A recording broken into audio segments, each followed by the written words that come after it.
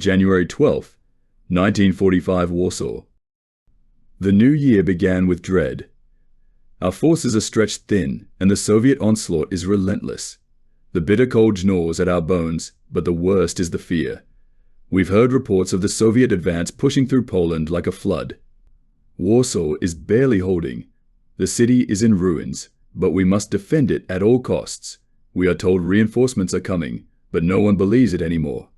The men around me are weary, haunted by the faces of comrades we've lost. I can hear the artillery in the distance. It grows louder every day. The Soviets will be here soon.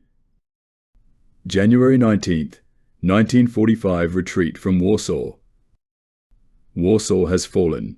We tried to hold the city, but we were overwhelmed by the Red Army's numbers and firepower.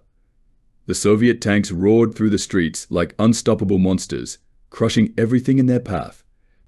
Our defenses crumbled, and we were forced to retreat. The roads are clogged with soldiers, civilians, and wreckage. The retreat is chaotic. No one knows where to go, and the officers have lost control. Many of us are simply trying to survive now, praying we can find safety further west. But deep down, I fear there is no safe place left. February 5th, 1945 Poznań. We are now in Poznań, and the Soviets are closing in. The city is fortified, and we are preparing for a siege. Supplies are low, and the men are exhausted. Morale has sunk to a new low. I saw a group of soldiers today, barely boys, their faces pale with fear. They shouldn't be here, fighting in this madness. But we have no choice. The Soviets show no mercy. They burn and destroy everything in their path. We are told to hold Poznań at all costs, but how long can we last?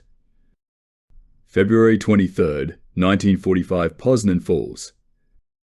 Poznań has fallen, just like Warsaw.